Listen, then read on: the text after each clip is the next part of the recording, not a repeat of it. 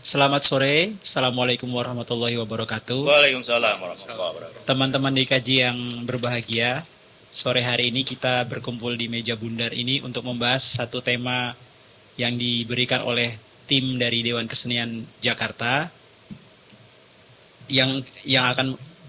kita akan membahas falsafah Betawi menghadapi kota global dan indeks kebudayaan daerah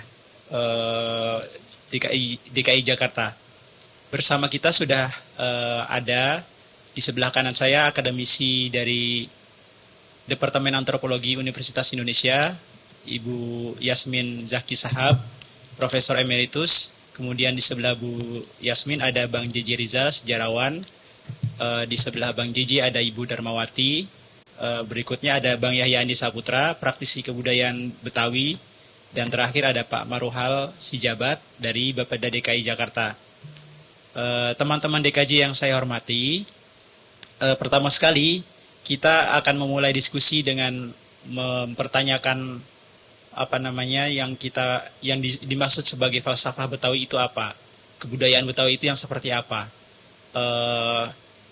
Dalam 2 tahun terakhir sebagai gambaran, Dinas Kebudayaan DKI berusaha mendokumentasikan berbagai tradisi-tradisi yang berkembang di wilayah DKI, tradisi Betawi yang berkembang di wilayah DKI Jakarta.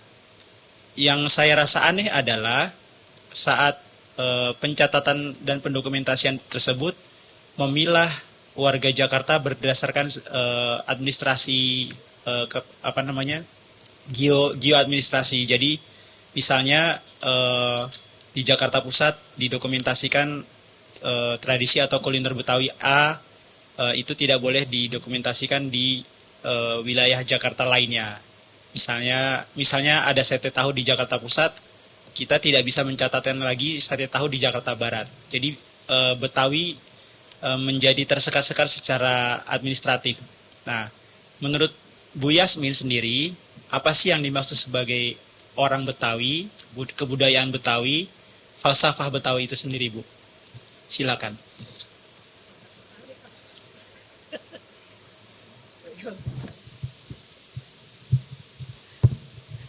Saya kira terlalu banyak kalau 4 pertanyaan sekali ya. Nah, kita usulkan satu-satu yang mana dulu, nanti semua berbicara mengenai itu gimana?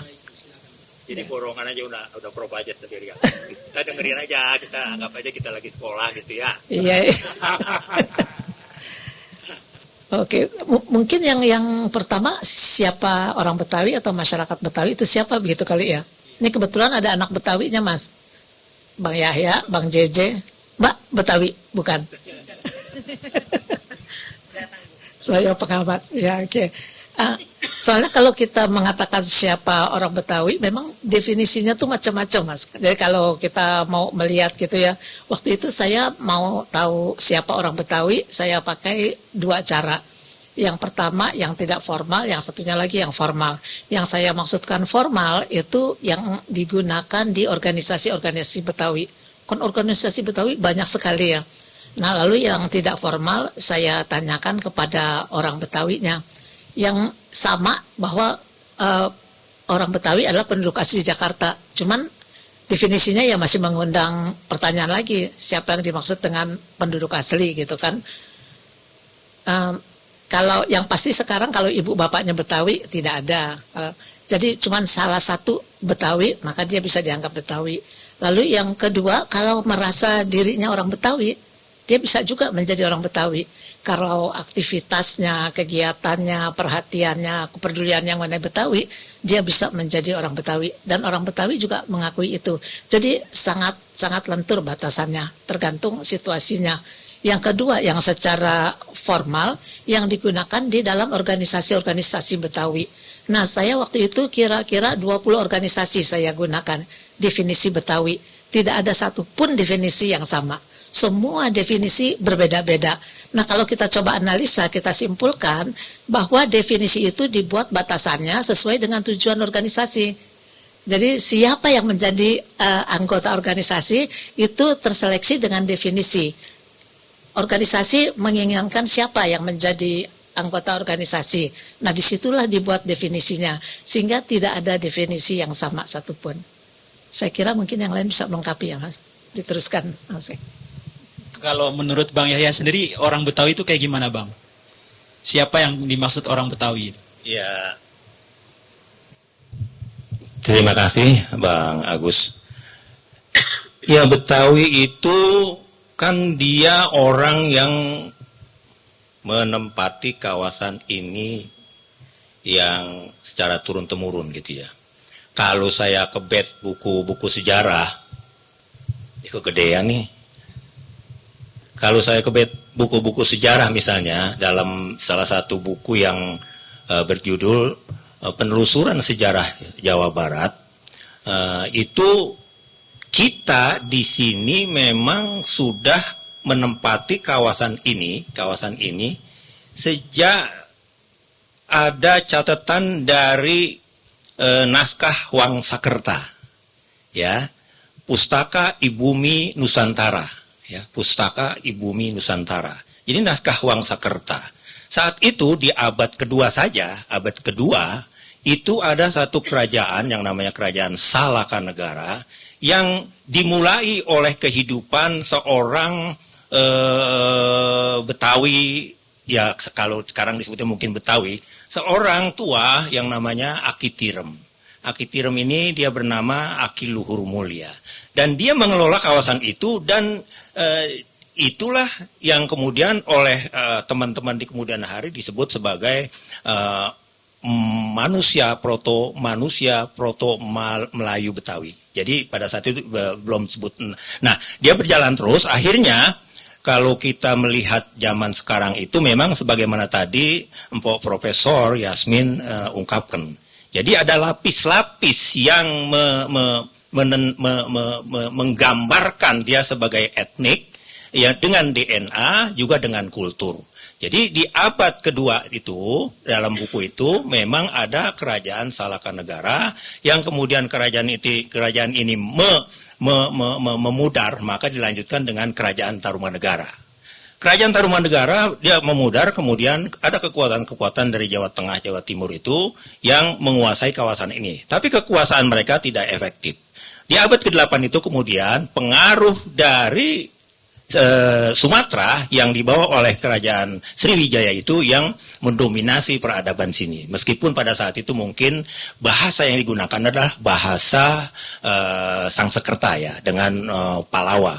Tetapi kemudian peradaban Melayu di masyarakat akar rumput yang kemudian kesininya itu adalah menjadi cikal bakal orang Betawi itu, mulai saat abad 8 itulah ya, kita sudah menyerap kebudayaan Melayu sehingga kita terbiasa dengan peradaban Melayu, bahasa Melayu, bahkan sampai sekarang. Jadi dalam tindasan-tindasan segala macam kekuatan itu, karena kita dasar basicnya dari Melayu itu, kita lebih asik, lebih cair, lebih enjoy dengan kemelayuan itu, maka kita pertahankan terus kemelayuan itu. Baik itu kita dikuasai oleh kekuasaan Sunda, baik kita dikuasai oleh kekuasaan Jawa, baik kita dikuasai oleh kekuasaan Eropa, kita tetap menjadi Melayu dengan tandanya adalah kita tetap dari dulu sampai sekarang dengan menggunakan bahasa Melayu. Jadi ada dua garis DNA dan garis kultur. Saya rasa begitu. Bang JJ kali Pak. Oke, pendapat Bang JJ dulu. Secara etnis Betawi itu ada atau enggak, atau komunitas Betawi itu yang kayak gimana Bang berdasarkan catatan sejarah? Ya tentu saja sebagai etnik dia eksis ya, karena seperti dikatakan oleh Bang Yahya bahwa lokasi di mana orang Betawi itu tinggal itu meninggalkan artefak sejarah yang banyak sekali dan kaya begitu. Pak Ali Sadikin itu sudah memulai ya upaya untuk merekonstruksi dan mengenali siapa sebenarnya orang Betawi, karena pada tahun 1970-an tuh itu pertanyaan besar sebenarnya tentang orang Betawi gitu. Lalu ada penggalian arkeologis yang bisa membuktikan bahwa di sepanjang daerah aliran Sungai Ciliwung itu sudah menjadi kawasan hunian yang sangat tua. Bahkan sumber tertulis tertua di Indonesia itu ada di Jakarta. Ya. ada di kampung Batu Tumbuh di Jakarta Utara. Jadi kalau ditanya siapa orang Betawi, ya kita mungkin kita tidak akan mengenali lagi seperti dikatakan Bang Yahya hari ini DNA-nya.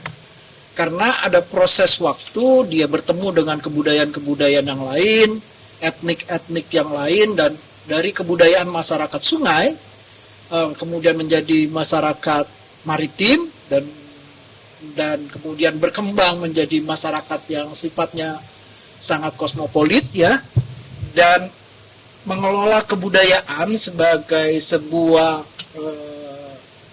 proyek bersama, bukan sekedar pluralisme, ya, yang ada sekat-sekatnya, bukan sekedar multikulturalisme, tapi interkulturalisme. Jadi kalau ditanya siapa orang Betawi itu, maka secara genealogis dia punya garis sejarah yang panjang, ya, dan banyak buktinya.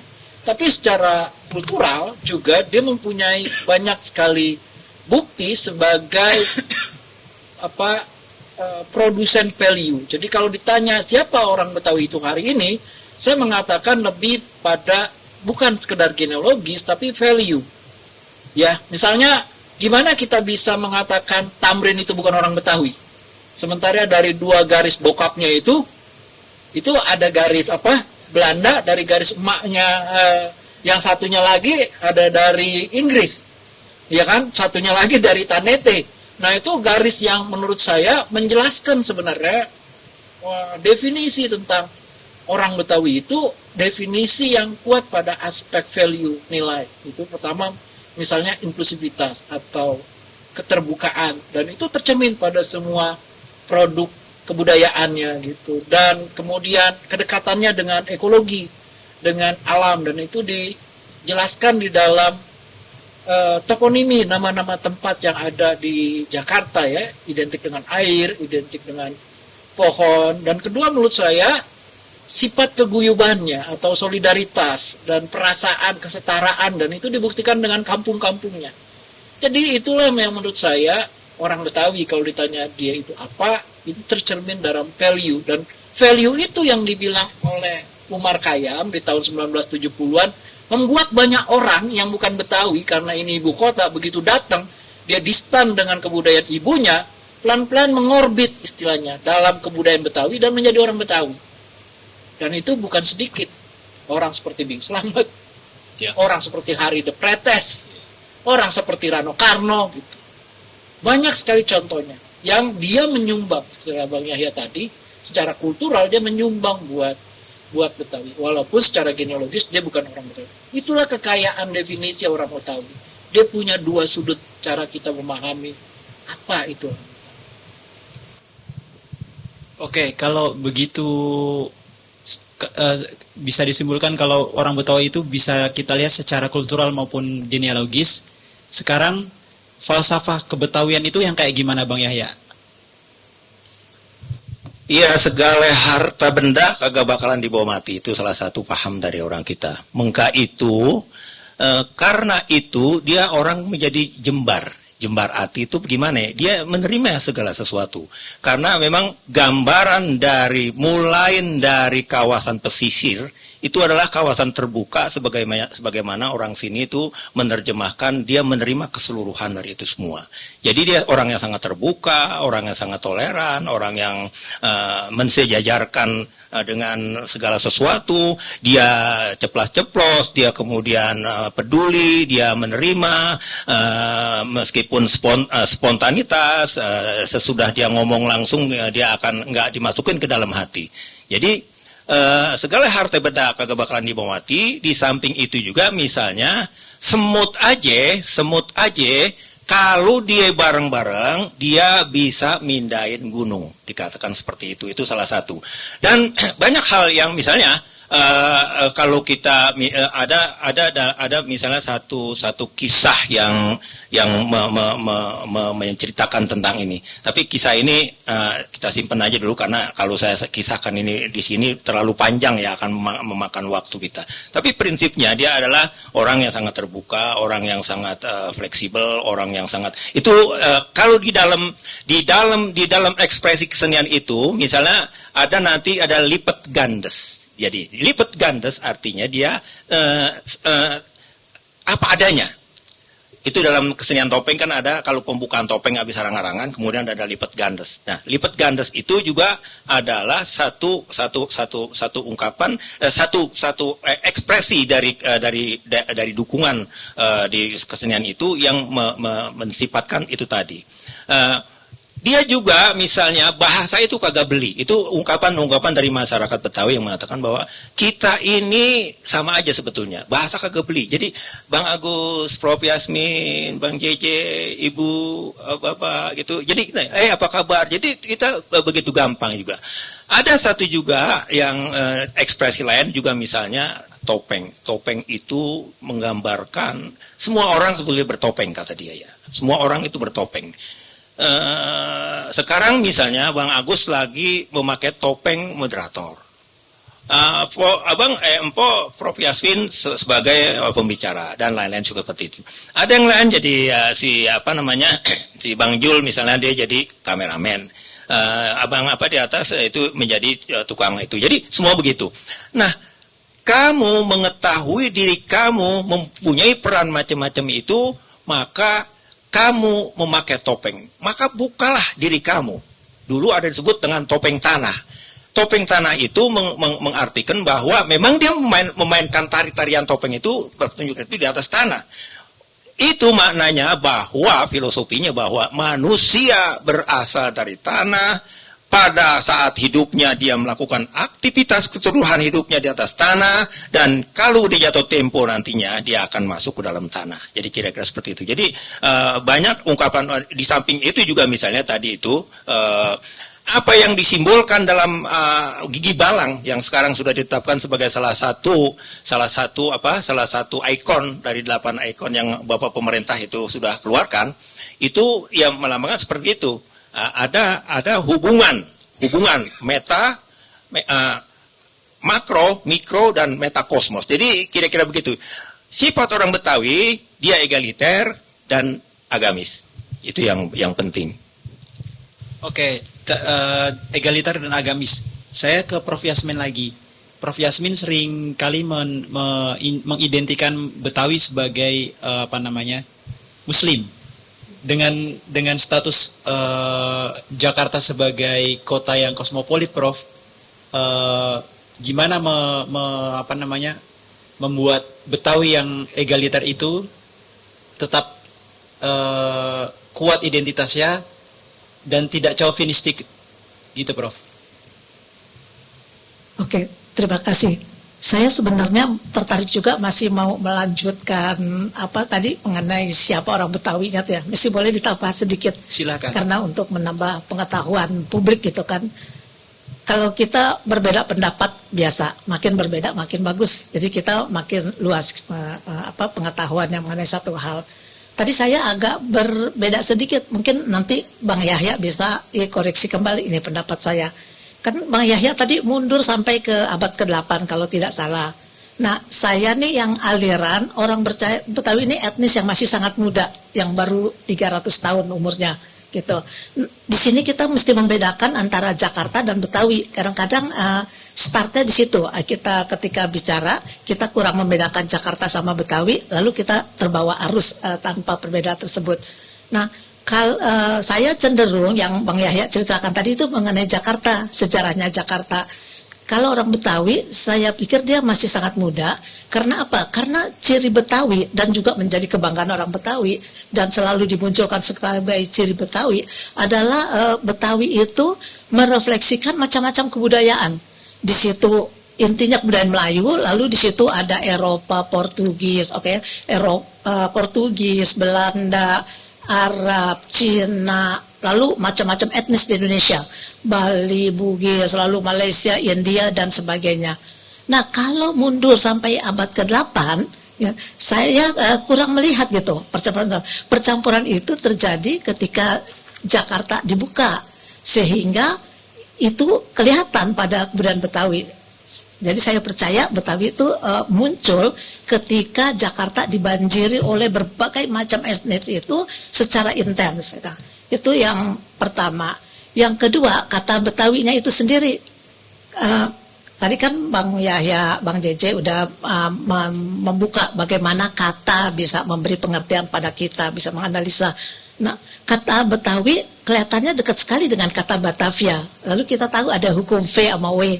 Karena kita tidak ada V, maka menjadi W. Batavianya menjadi Betawi. Tapi kalau mundur jauh, kita agak sulit itu mencari asal kata Betawi. Nah, itu tadi yang perluasan siapa orang Betawi saya dari Bang Yahya, nanti bisa diri lagi. Nah, yang berikut tadi Mas mengatakan memulai saya menyebut di banyak tulisan Betawi dan identik dengan Islam. Sebenarnya Betawi identik dengan Islam ini ditulis oleh semua penulis. Jadi ketika saya mereview begitu banyak tulisan mulai tahun 40-an gitu. Dan awalnya orang cuma tertarik pada bahasa Betawi. Baru kemudian ketika Betawi mulai muncul 60-an, 70-an, orang mulai menulis yang lain lagi mengenai Betawi. Bahkan sekarang yang banyak ditulis mengenai adat dan organisasi. Bahasa udah nggak menarik lagi kelihatannya. Kalau dulu yang ini adalah bahasa. Nah, jadi semua tulisan itu selalu sangat percaya bahwa Betawi identik dengan Islam. Nah, kita bisa melihat lagi pada ungkapan-ungkapan yang digunakan oleh organisasi Betawi atau dikatakan oleh tokoh Betawi, itu selalu memunculkan Betawi identik dengan Islam. Nah, ketika akan mengadakan diskusi ini, saya tertarik juga. Saya mau tahu, nah ini sebenarnya kita masuk ke filosofi Betawi. Apa sih yang dimaksud dengan filosofi? Yaitu pikiran-pikiran, gagasan, pandangan, kepercayaan yang bersifat abstrak. Tadi Bang Yahya udah cantik itu melukiskan langsung di dalam prakteknya. Muncul dalam tarian, muncul dalam kebiasaan-kebiasaan, dalam bahasa dan sebagainya. Tapi dalam bentuk filosofinya, Betawi yang saya lihat, saya menggunakan ada kira-kira 15 WA grup Betawi. Saya lihat diskusinya di dalamnya. Itu nggak lebih nggak kurang, yang pasti ada kata assalamualaikum. Lalu kalau pagi-pagi ngajakin sholat tahajud, dibilang jangan lupa sholat tahajud, jangan lupa subuh, ini sudah terdengar azan. Itu sebagian besar semuanya bicara mengenai agama. Ketika ada perbedaan pendapat, dikembalikan kepada agama. Sehingga saya percaya bahwa orang Betawi ketika bertindak, ketika berpikir, filosofinya berbalik kepada Islam gitu ya. Jadi filosofi Betawi apa? Saya berani mengatakan Islam kalau saya gunakan yang terbaru adalah WA group tadi, 18 WA group, konten analisis sangat merefleksikan bagaimana pikiran mereka, tingkah laku mereka, tindakan mereka, semua dikembalikan kepada agama Islam. Nah, lalu kalau kita dihadapkan pada kota Jakarta yang sekarang dan sudah lama sebenarnya seperti ini, tapi ke sini masanya itu lebih intens lagi pengaruh dari berbagai macam kebudayaan, agama, etnis, bangsa dan sebagainya. Nah, ketika itulah orang Betawi dihadapkan dengan masalah-masalah yang bisa diungkapkan dan konsep-konsep akulturasi, sinkritisme, globalisasi, asimilasi. Pada saat itu kita melihat ke falsafah kebudayaan Betawi berkembang, beradaptasi dengan perkembangan kota Jakarta. Kalau dibahas lagi, yang tadi kata Bang Yahya, sampai subuh kita nggak bakal habis nih. Ya, cuman saya katakan memang dasarnya filosofi Betawi adalah Islam.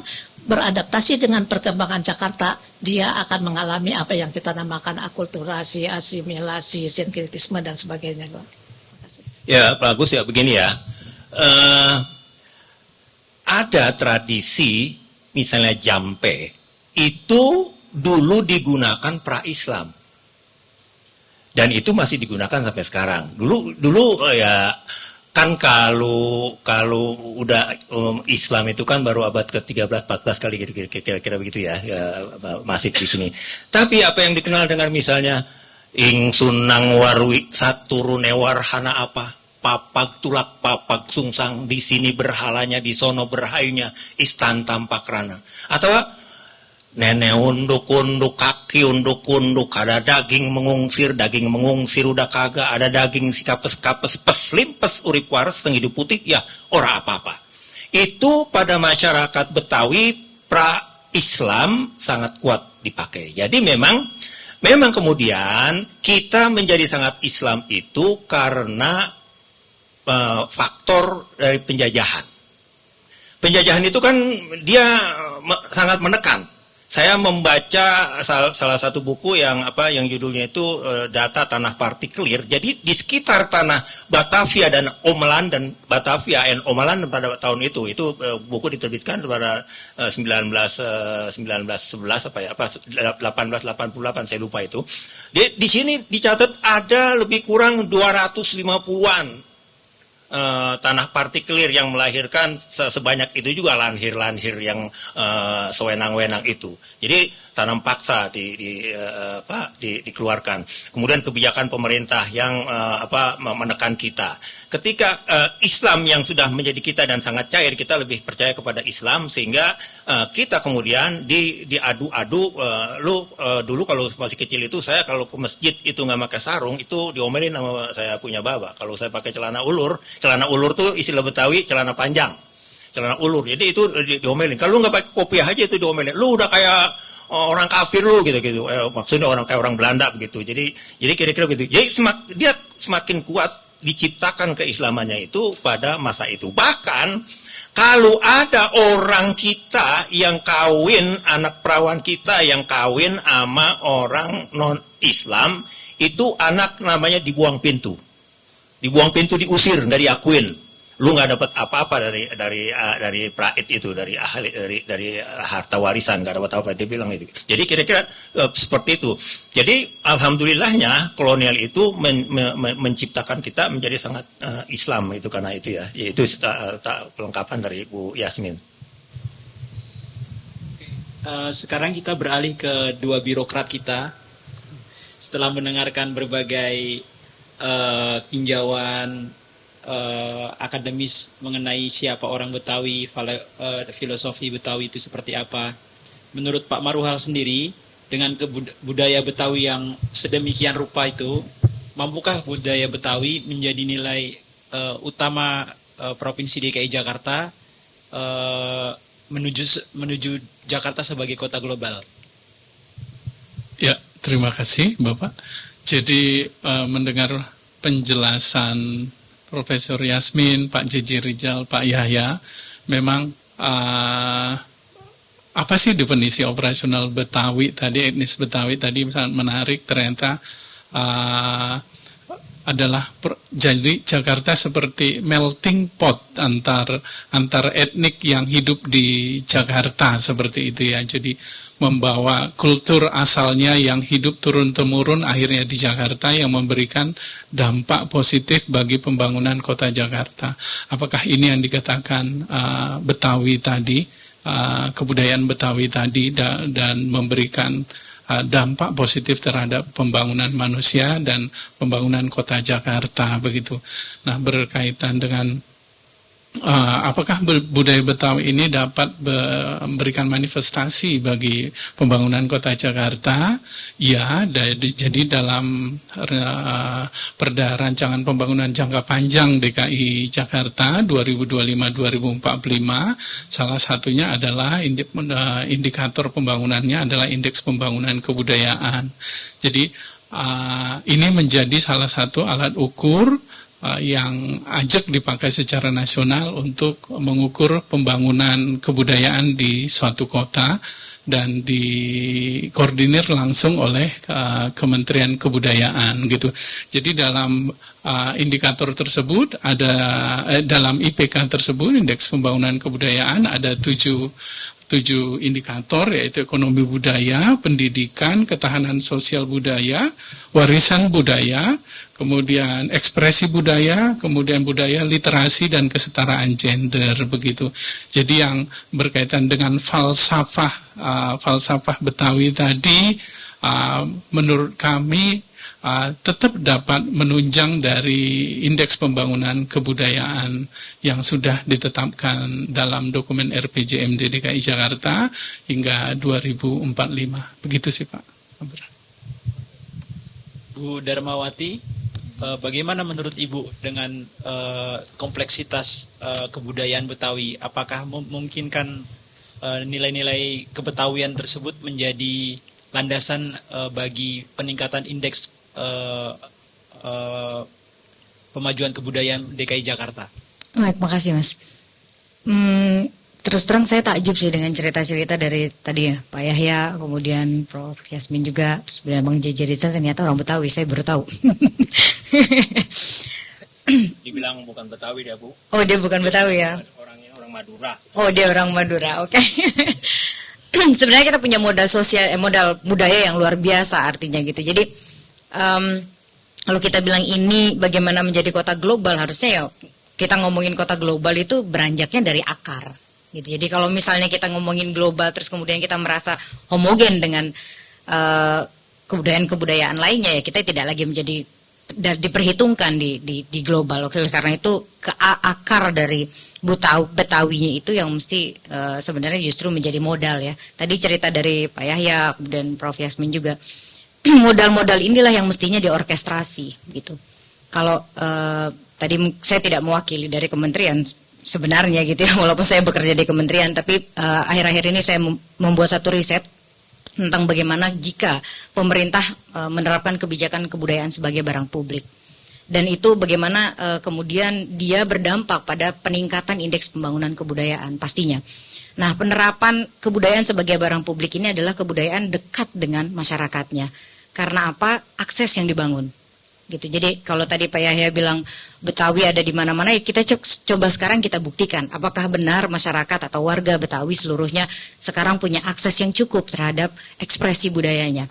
Nah, kalau kita lihat dari indeks pembangunan kebudayaannya Jakarta tahun 2023 terakhir yang keluar, secara rata-rata dia berada di bawah nasional.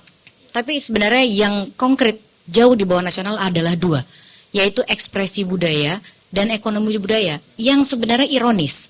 Karena kita melihat bahwa ekspresi budaya di Jakarta luar biasa dan menjadi rujukan. Lalu kenapa kemudian DKI Jakarta punya indeks pembangunan kebudayaan di bawah rata-rata yang khususnya adalah ekonomi budaya dan ekspresi?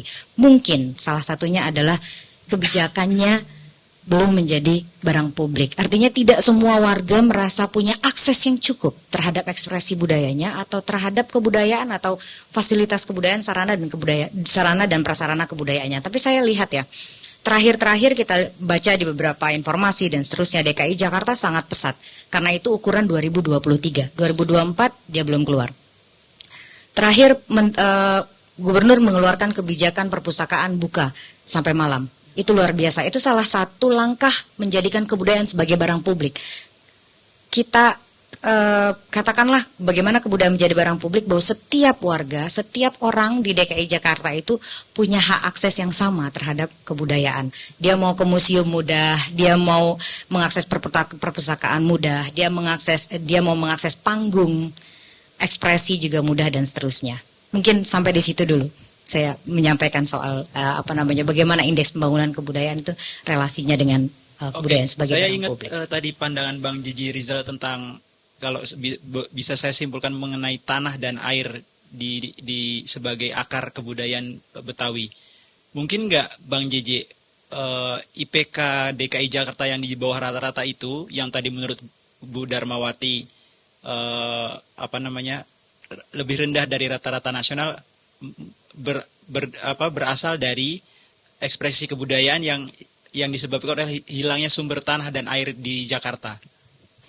Ya, problem terbesar Jakarta itu dia punya kekayaan sejarah yang berlapis-lapis dan panjang ya. Tapi dalam periode yang panjang juga tidak mendapatkan eksplorasi yang serius. Terutama kalau kita mau bicara tentang bagaimana menjadikan kebudayaan sebagai kekuatan yang sekarang keren namanya city branding. Iya. Atau economic story begitu ya, menggantikan storynomic gitu ya, menggantikan model konsep ekonomi yang dianggap sudah purba. Nah, jadi kalau kita bayangkan, kita buka arsip-arsip lama tentang kota Jakarta, kehidupan orang Betawi, itu selalu misalnya kita ngomongin kota Batavia, itu kota air, kota kanal, Krachten gitu ya. Ya, dia juga sekaligus kota hijau, kota pohon. Ketika dia pindah, dia insaf bahwa dia gagal membangun kota Batavia karena mengambil plek-ketiplek konsep arsitektural ruang Amsterdam. Lalu karena gagal ini, kemudian dia pindah lebih ke selatan dan menjadi kota taman.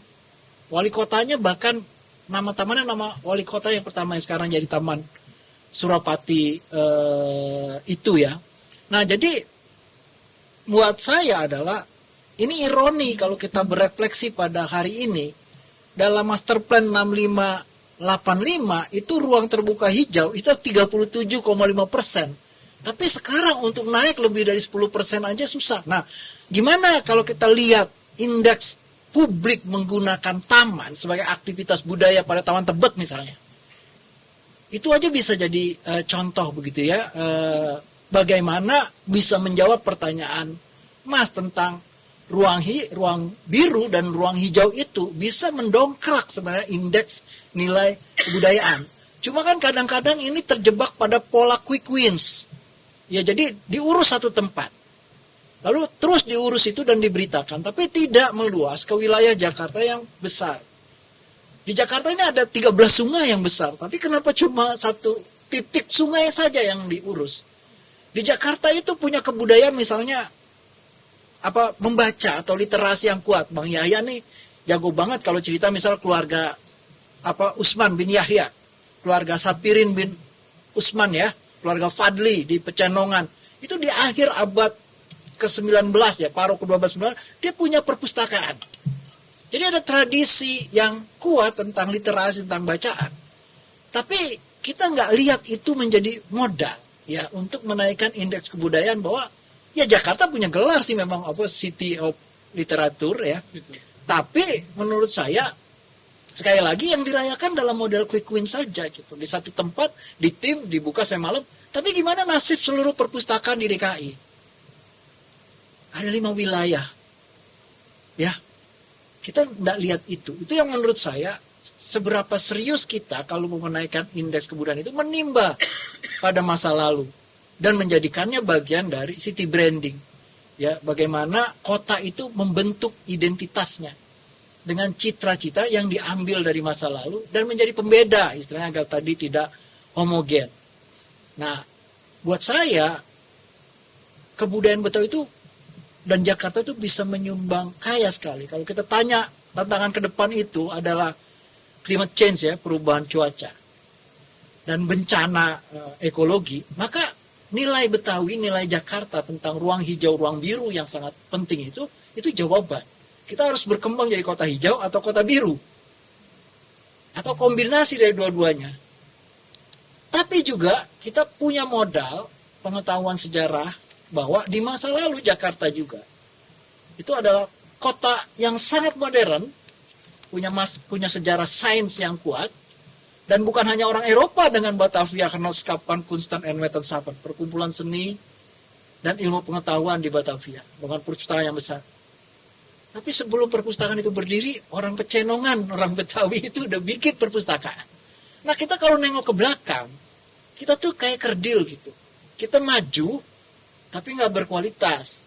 Karena kita nggak belajar dari masa lalu itu untuk menentukan gagasan apa yang bisa mendorong naiknya indeks kebudayaan ini.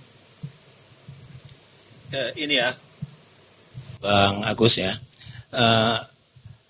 pandangan terhadap indeks ini juga menurut saya harus ditinjau ulang. Kalau diukur pada hasil dari ekonomi saja itu bisa berantakan. Sebabnya kenapa harus ditinjau? Kebudayaan itu kantor Bapak bos kita nih, itu kan dia harus mempunyai pandangan bahwa kebudayaan itu adalah investasi. Ya, dia kagak mikirin hasilnya. Hasilnya nanti bisa dalam ekspresi beberapa tahun kemudian. Misalnya orang di jalanan kagak seradak seruduk, lampu merah dia taat, pajak dia taat, segala macam dia taat. Teman-teman kita di Dewan Kesenian Jakarta itu bisa dengan leluasa mengeksplor macam-macam kesenian yang hasilnya nanti akan memperindah tampilan di setiap gedung, di setiap jalan. Kita nggak kekurangan tempat pentas. Selama ini masyarakat kita merasa kekurangan tempat pentas. Memang kalau pentas di kampung, secara kampung itu memang pembangunan yang terjadi setiap tahun itu terjadi mutilasi terhadap kota. Mutilasi itu bisa kita lihat misalnya, itu di kampung saya itu kan ada kompleks yang perumahan yang sangat sangat elit gitu ya. Di situ dulu tempat tumbuhnya dodol, tempat tumbuhnya lepet, tempat tumbuhnya asinan yang sangat terkenal. Di situ guru ngaji kita itu yang dia sejak itu membaca kitab yang ditulis oleh Habib Utsman bin Yahya Sifat 20 itu, dia ngajarin itu kepada guru-guru, kepada anak-anak, kepada orang-orang sekitar situ, dan dia keliling kampung. Dia mengajarkan Sifat 20. Wujud artinya ada, maka mustahil dia tiada. Mana dia dalilnya? Allahul ladzi khalaqas samawati wal arda wa ma bainahuma gitu. Kalau pembinaan kebudayaan itu dianggap lu kudu buru-buru menghasilkan duit, maka itu tinjauan itu Pak, menurut saya sih harus ditinjau ulang. Kebudayaan itu adalah investasi, sehingga anak-anak Dewan Kesenian Jakarta, sanggar-sanggar yang ada di masyarakat itu bisa hidup dengan sendirinya. Tidak perlu membuat sekolah kesenian. Kalau dibuka kesempatan di setiap sanggar, di setiap ruang, dikasih kesempatan mereka untuk mengeksplorasi dan segala macam ekspresi yang mereka punya. Saya rasa begitu. Jadi kalau dilihat sebagai modal yang buru-buru kudu balik, ya nggak seperti itu juga. Jadi harus kita ini investasi nanti gitu. Nah, saya bilang tadi, jadi di jalanan orang bisa tertib, sekali jadi lebih orang nggak buang sampah sembarangan, kan itu kebudayaan yang ingin dicapai. Saya tambah lagi, saya ini betul-betul orang luar gitu. Saya kaget juga mendengar tadi ada indeks kebudayaan Jakarta, kebudayaannya, lalu Jakarta kalah paling bawah dan seterusnya. Saya melihat pertama hampir sama dengan Bang Yahya, ini bukan masalah kemajuan kebudayaannya yang diukur, tapi pertama kita mesti lihat Jakarta sangat beda. Mungkin cuma Jakarta satu-satunya kota yang ada dua, ada orang Jakarta dan ada orang Betawi. Kalau provinsi lain kita lihat ada orang Sunda, ada orang Jawa, ada orang Batak, ada orang Minang, orang Manado, dan seterusnya. Tidak ada yang mempunyai dua itu. Jadi ada Betawi, ada Jakarta. Lalu orang Jakartanya lagi itu bervarian. Kembali lagi, ada orang Jawa, ada orang Minang, ada orang Cina, ada orang Arab, Eropa, dan seterusnya. Jadi kalau membandingkan Jakarta dengan provinsi-provinsi lainnya, jadi perbandingannya sendiri udah nggak fair. Pasti kesimpulannya akan tersesat. Jadi saya khawatir kesimpulan tadi berakar pada masalah sampel, masalah karakteristik sampel yang berbeda. Jadi tidak merefleksikan kemajuan kebudayaan Jakarta. Nah, yang kedua, yang provinsi lain yang tidak mengenal perbedaan seperti Jakarta, ada orang Betawi, ada orang Jakarta. Di sini juga untuk saya pertanyaan, itu kebudayaan Jakarta atau kebudayaan Betawi ketika dibandingkan dengan provinsi lainnya? Saya tidak jelas gitu ya, apa Jakarta atau Betawi. Nah, lalu untuk orang Betawi sendiri itu amat berbeda dengan etnis-etnis yang ada di provinsi lain. Orang Betawi dia harus berkontestasi yang luar biasa dan pesaingnya itu berat gitu. Mungkin kualitasnya jauh lebih tinggi daripada orang Betawi. Kesempatannya yang dimiliki oleh orang Betawi itu direbut oleh orang-orang yang bukan non-Betawi. Nah, di sini mesti diperjelas juga yang diperbandingkan itu Jakarta atau Betawi. Di sini kalau yang lain dalam perkembangannya, tantangannya dia berkontestasi tidak seperti orang Jakarta. Mereka tidak perlu beradaptasi, berkreasi, dan seterusnya seperti orang Betawi atau orang Jakarta itu. Sehingga kesimpulannya harus ditinjau ulang, agak berbeda dengan Bang Yahya. Yang ditinjau ulang adalah kesetaraan dari perbandingan, sehingga kesimpulannya tidak tersesat. Gitu. Ya, kasih. Dharma mau menjelaskan, silakan. Baik, terima kasih. Mungkin bukan kapasitas saya untuk menjelaskan apa itu indeks pembangunan kebudayaan, tapi apa yang saya baca soal indeks pembangunan kebudayaan, Jadi ukurannya ada beberapa. Dia ada, tadi sudah disampaikan oleh Pak Marula dari DKI. Ada ekonomi budaya, ada ekspresi budaya, ada warisan budaya, kemudian ada gender, kemudian ada ketahanan sosial budaya, ada pendidikan, dan budaya literasi. Nah, yang lain ini Jakarta di atas rata-rata. Di atas nasional. Untuk yang gender, ketahanan sosial budaya, pendidikan, budaya literasi, itu Jakarta indeksnya di atas rata-rata nasional. Dan ini ukurannya adalah sampai 2023. Indeks pembangunan kebudayaan 2024 belum keluar, Pak Yahya. Kemudian untuk warisan budaya itu rendahnya sedikit aja dari nasional. Yang agak jauh dari standar nasional adalah ekspresi budaya dan ekonomi budaya. Oleh karena itu tadi saya menawarkan gitu, riset saya terakhir bahwa ketika kebudayaan sudah menjadi barang publik seperti halnya pendidikan, kesehatan, ya yang air dan seterusnya yang tiap hari kita akses gitu, maka dia tidak menutup kemungkinan indeks ekspresi, kemudian juga indeks ekonomi ini akan otomatis dia akan meningkat. Karena apa? Karena seluruh warga punya hak yang sama, punya akses yang sama, punya kesempatan yang sama untuk mendapatkan haknya untuk berkebudayaan. Gitu. Itu riset saya terakhir ya Pak Yahya. Kemudian juga mungkin bagaimana cara mengorkestrasinya sebagai birokrat atau sebagai pemerintah. Dulu dalam ilmu administrasi publik itu ada old public management, kemudian ada new public management. Sekarang kita kenal new public service, yang orientasi pemerintahan itu adalah pada warganya. Nah ini sebenarnya sangat dekat gitu. Kalau misalnya sudah orientasi pemerintah pada warga, demokrasi, kemudian kebudayaan menjadi barang publik seperti halnya pendidikan dan kesehatan diregulasi oleh negara dengan baik.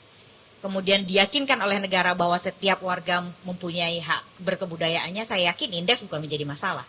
Ukuran ini kan sebenarnya bagaimana kita mengevaluasi saja, gitu. Jadi bukan kemudian kita melakukan apa yang kita sebut pemajuan kebudayaan, melindungi, mengembangkan, memanfaatkan, kemudian membina sumber dayanya itu untuk kemudian kita bagaimana meningkatkan indeks pembangunan kebudayaan.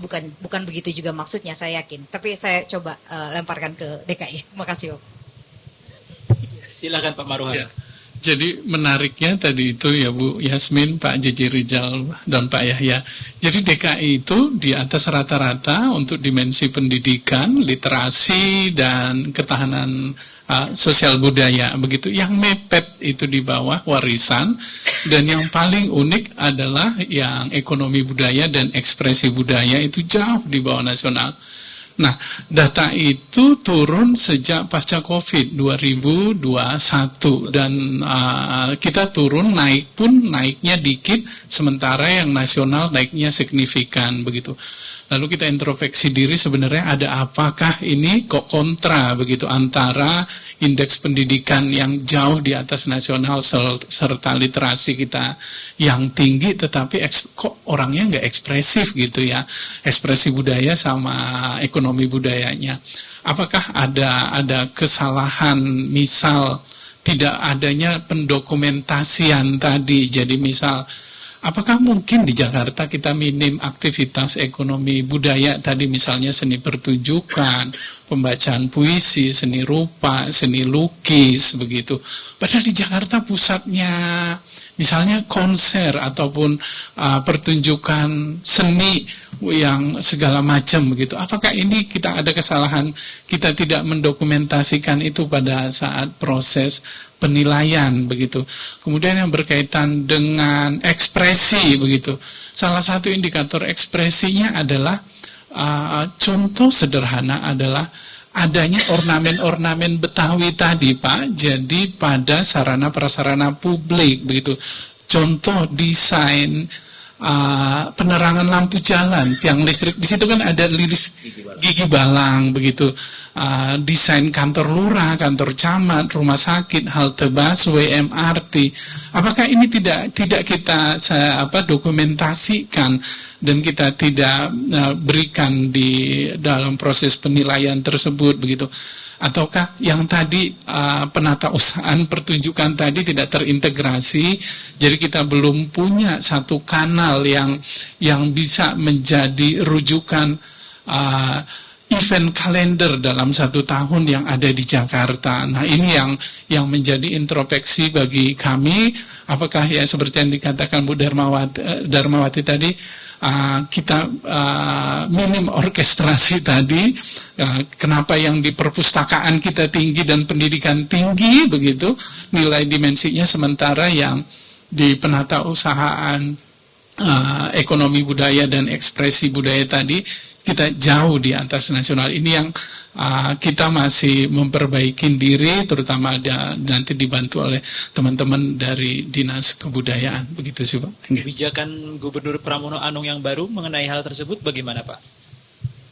Kalau berkaitan dengan kebijakan, sama yang disampaikan Pak JJ Rijal, Bu Darmawati tadi, jadi akses misalnya kebijakan perpanjangan layanan perpustakaan buka sampai jam 10 malam begitu. Tujuannya adalah untuk peningkatan literasi warga Jakarta, kemudian akses peserta didik, penerima KJP untuk mengakses seluruh museum yang ada di Jakarta. Jadi untuk meningkatkan warisan budayanya di situ. Jadi harapannya seluruh museum, kalau tidak salah, seluruh museum di Jakarta gratis diakses oleh seluruh peserta didik, penerima KJP, kemudian free akses yang ke Taman Mini dan Ancol. Salah satu kebijakan yang paling baru adalah di situ. Itu sih. Kata Bu Darmawati, ekspresi kebudayaan itu kan nggak cuma bentuk bangunan kayak gigi balang di setiap kantor pemerintah, gigi balang di setiap lampu, tapi ekspresi kebudayaan yang tadi Bang Jeji katakan itu harus tumbuh dari akar rumput, melalui tanah dan air yang ada di tanah Betawi. Mungkin nggak itu Pak Maruhal?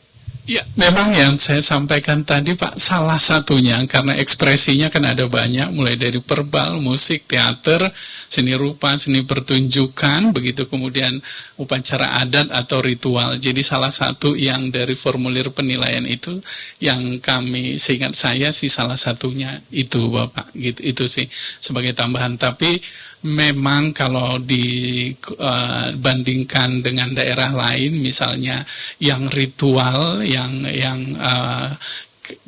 mungkin karena kehidupan, kesibukan di Jakarta, warganya juga misalnya sudah mulai berkurang. Contoh misalnya ya, mungkin di daerah lain ketika anaknya akan mengikuti ujian nasional atau ujian UMPTN begitu kan, ada ritual misalnya memberi makan anaknya begitu, dikhususkan begitu. Nah, hal-hal sesederhana itu yang seperti itu mungkin yang ada hal-hal yang berkurang, mulai yang kelihatan di dalam budaya yang di masyarakat Jakarta. Itu sih Pak mungkin. Tapi yang tadi adalah salah satu indikator penilaiannya begitu.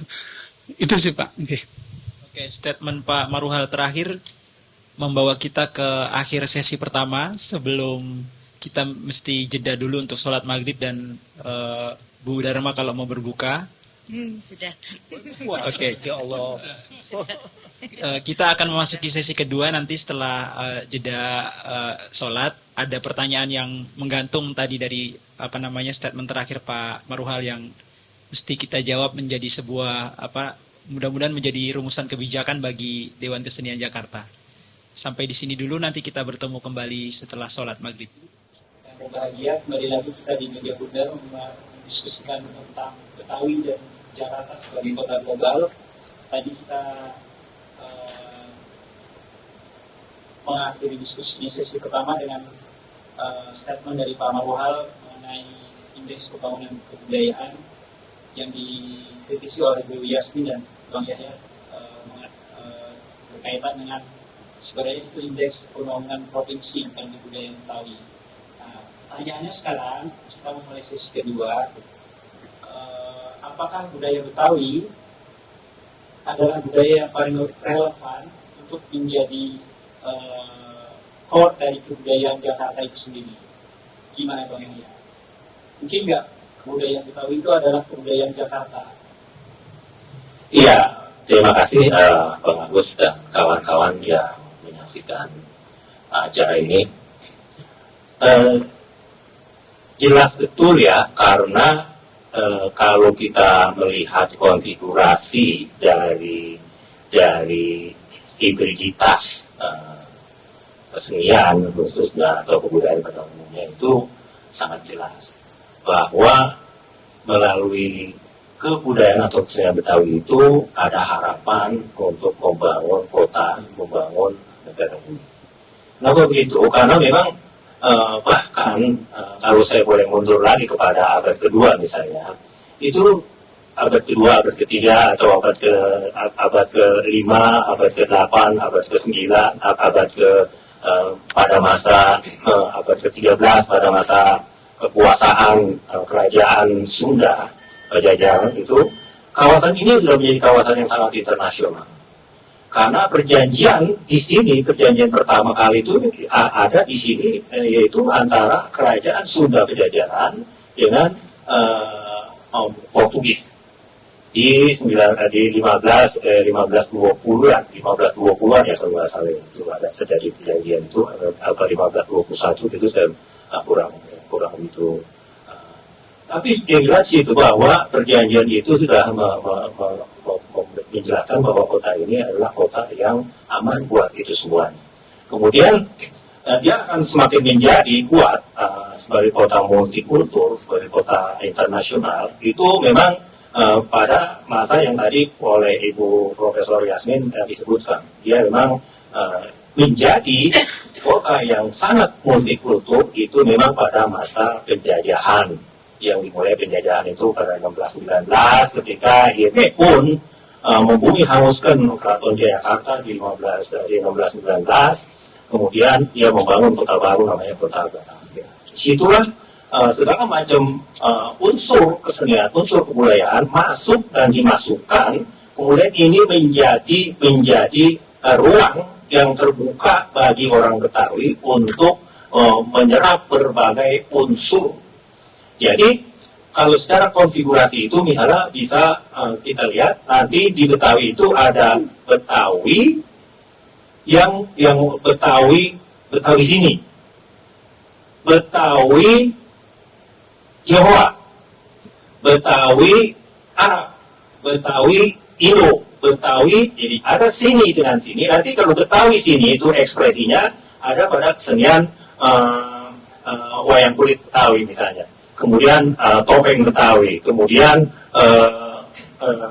banyak lagi ya. Kemudian kalau dari sini dengan timur, yaitu sini dengan Tionghoa, itu nanti akan melahirkan ekspresi macam-macam tuh, dari kuliner, kesenian segala macam, dengan Arab juga begitu, dengan Eropa nanti kita bisa lihat ekspresinya itu nanti dalam kesenian Tanjidor dan macam-macam lah kalau bisa kita sebutkan, itu bisa macam-macam.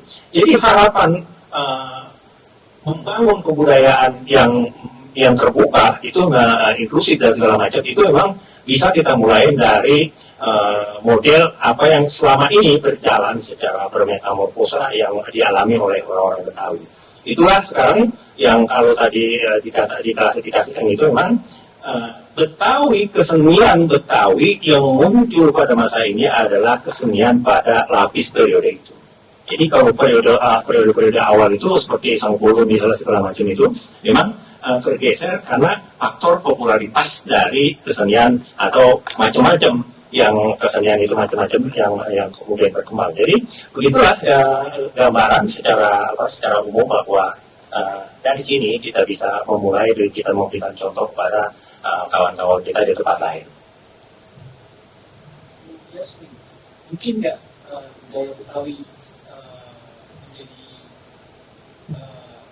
core identitas provinsi DKI Jakarta dengan segala kompleksitas yang tadi Bu Yasmin katakan.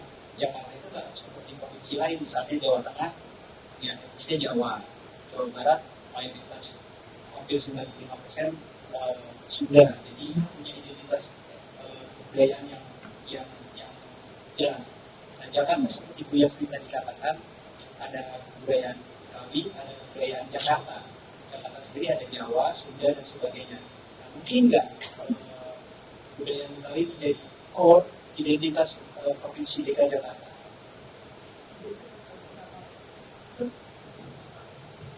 Oke, sebenarnya mungkin saja kalau kita mau. Jadi kebudayaan itu kan dia bisa berkembang otomatis dari dalam, berkembang dengan sendirinya, tapi bisa juga dengan sengaja direka cipta, dikembangkan, ada campur tangan dari dua.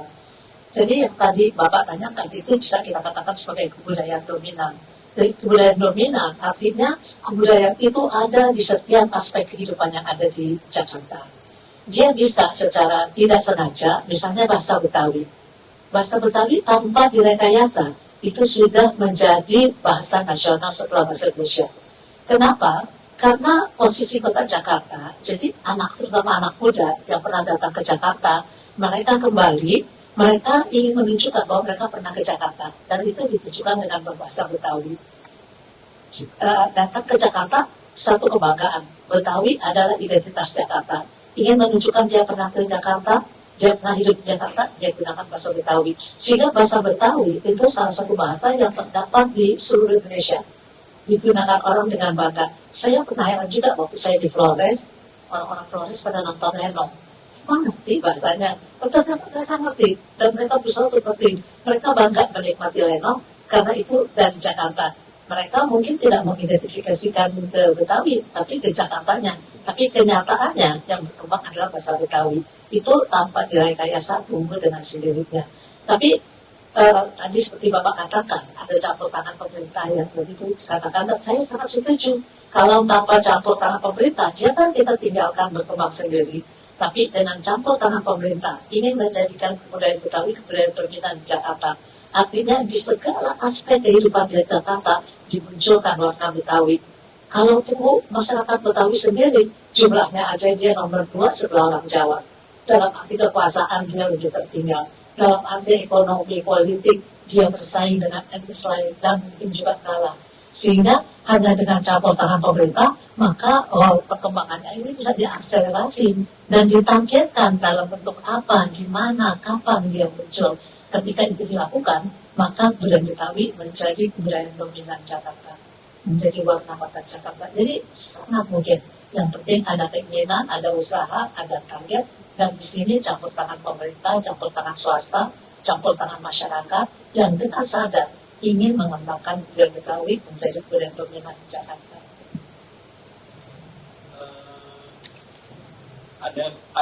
Ada kemungkinan nggak justru itu munculkan kekhawatiran dengan menjadikan Betawi sebagai core identitas provinsi DKI Jakarta, kosmopolitanisme Jakarta menjadi hilang. Mungkin nggak ada kekhawatiran itu? Tidak akan hilang karena kita tahu dalam proses dinamika perkembangan kebudayaan ada berbagai macam proses sehingga ada bentuk asli yang muncul. Ada bentuk asli yang dicampur dengan kebudayaan lokal, ada bentuk asli ditambah kebudayaan lokal dan kebudayaan internasional, tergantung dengan kebutuhan, tergantung dengan kreator, tergantung tempat, tergantung waktu. Sehingga kita tidak perlu khawatir karena mau yang asli juga itu biasanya digunakan oleh pendukungnya sendiri, sedangkan yang digunakan di luar dari masyarakat Betawi, di luar publik, itu pasti harus disesuaikan dengan situasi dan kondisi yang ada. Saya kalau bagi Mirza, kalau kita menuju ke panel progres ini tadi, harus ada campur tangan pemerintah dalam menjadikan Betawi menjadi salah satu core identity provinsi DKI Jakarta, Bang. Nah, dalam batas-batas apa pemerintah itu bisa ikut campur untuk menunjukkan itu agar tidak seperti biasa-biasanya campur tangan pemerintah justru menggebuni kebudayaan itu sendiri. Ya pertama saya bukan pakai kata ikut campur ya, tapi bertanggung jawab memfasilitasi agar kebudayaan Betawi itu sebagai identitas utama atau dari bahasa core itu bisa benar-benar tumbuh dan berkembang. Gitu. Ya, problemnya hari ini adalah seserius apa pemerintah dengan kebudayaan Betawi. Itu kan jadi pertanyaan besar menurut saya. Orang Betawi itu sendiri suka ngomong bahwa orang Betawi itu ada dalam kebudayaan. Kalau ulang tahun Jakarta doang, ini Bang berkali-kali. Makanya saya dengar Mandra itu ngomong gitu, sambil marah-marah gitu. Nah, jadi problemnya dia jadi kayak seremonial, bukan aktivitas warga dengan kebudayaannya sebagai survival keseharian mereka. Jadi problem terbesarnya menurut saya adalah bagaimana pemerintah itu bukan turut campur, tapi memahami, dan dengan memahami itu kemudian dapat mendorong, memfasilitasi kebudayaan Betawi ini bisa tumbuh sebagai kebudayaan yang dia bukan hanya di atas kertas bisa dikatakan bahwa unsur-unsur kebudayaannya itu mencakup aspek kosmopolitanisme, mencakup aspek kehidupan yang justru sangat modern, gitu ya, nilai-nilainya, tapi itu terbukti dalam keseharian, dalam kehidupan di setiap wilayah di mana orang Betawi dan orang Jakarta itu hidup. Nah, buat saya hari ini masalah terbesarnya adalah kita masih melihat kebudayaan Betawi itu sebagai aspek seremonial aktivitas kebudayaan di Jakarta. Dia belum tindak menjadi yang disebut tadi Ibu Hermawati itu sebagai aktivitas publik ya, aktivitas keseharian gitu, sebagai masyarakat yang di dalam buku-buku, di dalam riset-riset memiliki kebudayaan yang kaya. Nah, itu menurut saya masalahnya itu ada di situ. Kalau misalnya kita mau ngomong indeks ya, kebudayaan di Jakarta yang tadi kita bicarakan, ada penurunan misalnya ya, tentang ekspresi budaya gitu ya, tentang apalagi yang turun, ekonomi gitu ya, ya karena menurut saya banyak aktivitas ekonomi orang Betawi yang sebenarnya aktivitas budaya.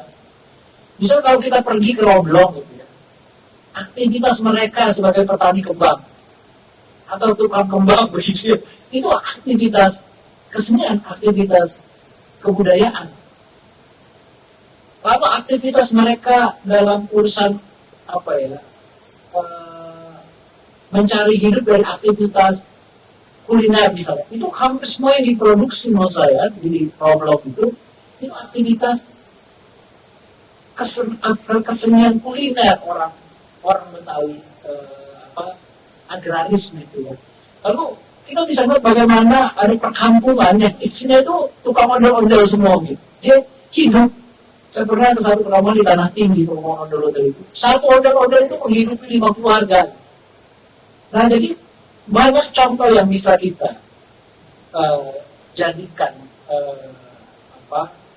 gambaran bahwa kampung-kampung inilah yang sebenarnya jadi stage, jadi panggung pertunjukan kebudayaan yang bisa mengenjot nilai yang kalau mau dicari dalam indeks ini dianggap turun. Cuma persoalannya, mau tidak pemerintah itu turun ke kampung dan membuat pemetaan kampung-kampung itu dengan potensi kebudayaan dan memberikan stimulus. Kayak di Bali desa adat tadi dikatakan dapat stimulus 300 juta. Tapi kan yang mau dibentuk di sini dewan adat, bukan desa adat, bukan kampung adat. Itu kan problem. Jadi urusan elit lagi nanti gitu. Nah, tapi bagaimana mengembalikan identitas kota Jakarta yang memang lahirnya dari kampung, dari kampung-kampung yang semula kampung Ambon, kampung Banda, kampung Melayu, tapi di dalamnya mau politik segregasi nggak berhasil. Karena mereka berkawin-mawin, akhirnya yang dikatakan Bu Yasmin, muncullah satu kelompok entitas baru yang kemudian disebut sebagai Betawi itu. Jadi menurut saya, kuncinya mengembalikan kepada akar historisnya. Kalau memang kita mau cari keselamatan pada indeks kebudayaan ini. Saya tambahin dikit ya Bang Agus ya. Kehadiran pemerintah itu memang ada dua hal ya. Satu negatif, satu positif. Pemerintah hadir misalnya dengan undang-undang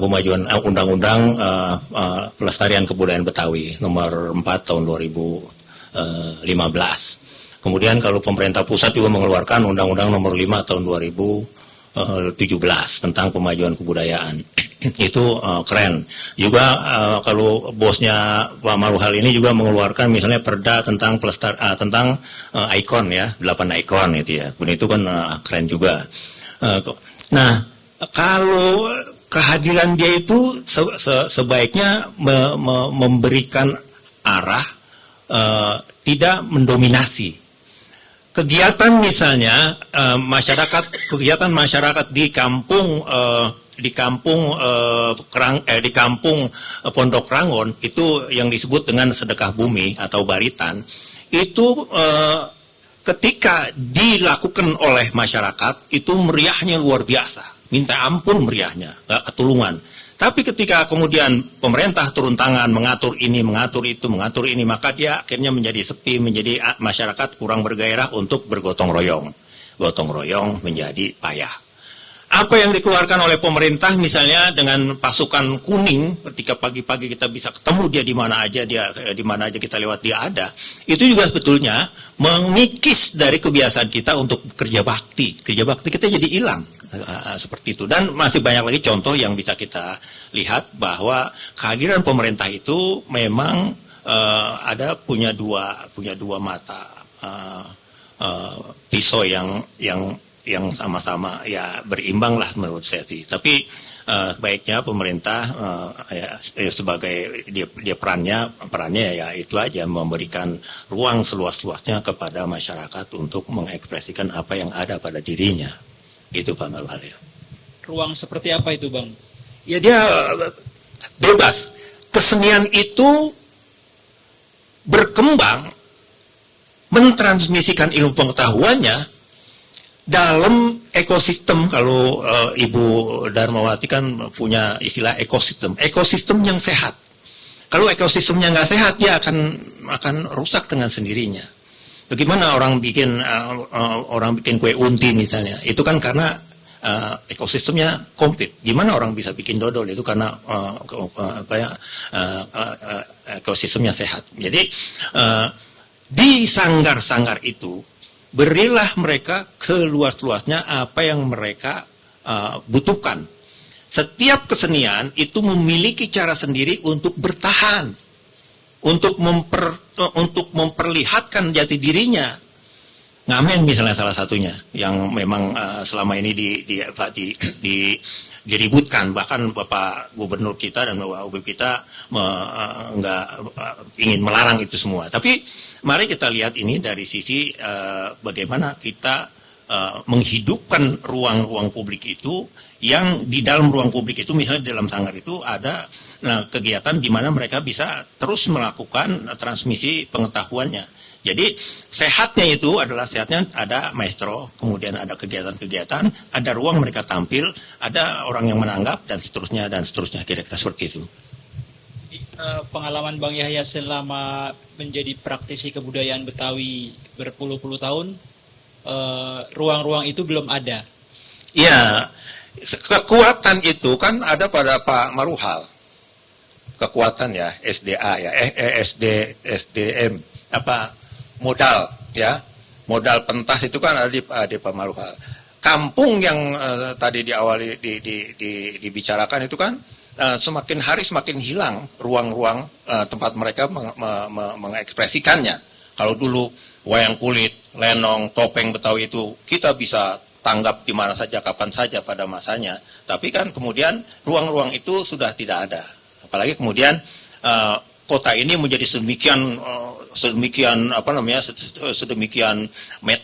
metropolisnya, sehingga kehadiran urban ini yang juga mengganggu tradisi berkesenian kita.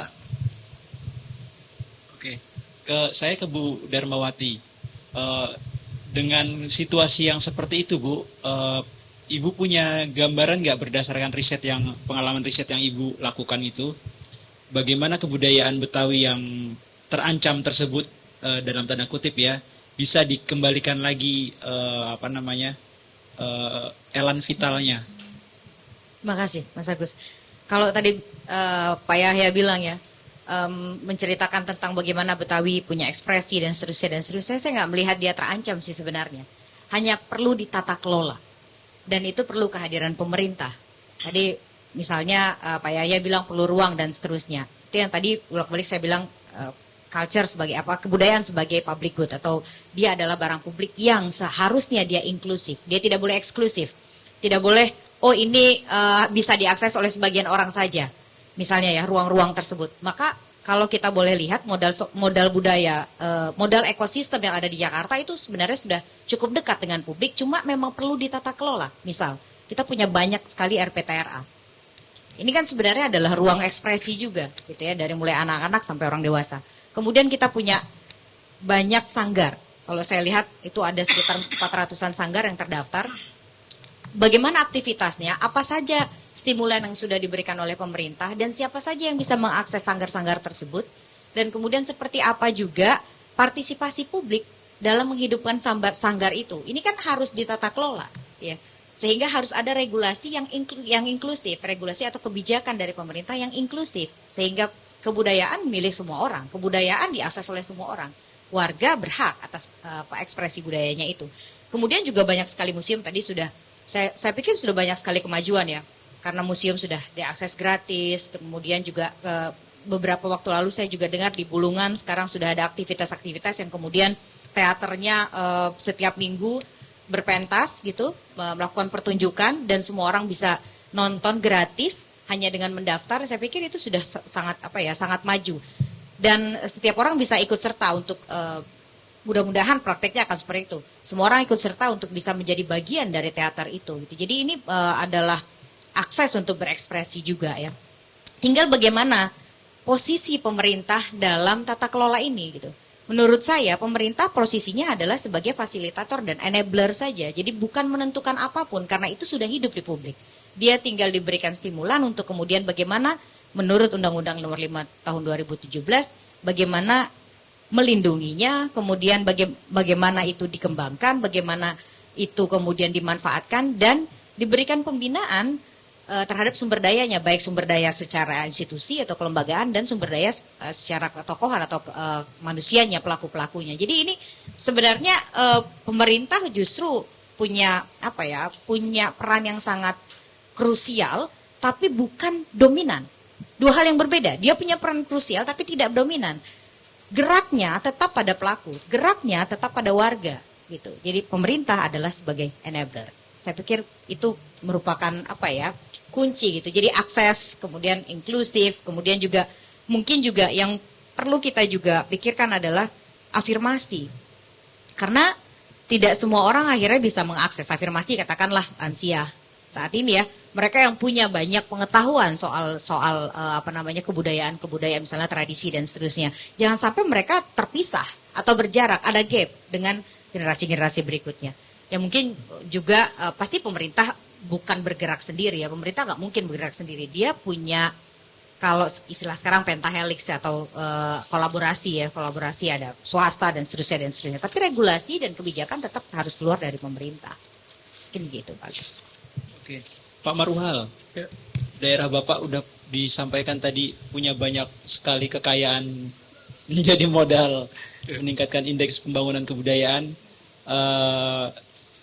Ada nggak strategi dari pemerintah DKI Jakarta untuk seperti Bu Darmawati tadi bilang, Pemda DKI menjadi enabler para aktivis kebudayaan sehingga kebudayaan Betawi menjadi tuan di tanahnya sendiri?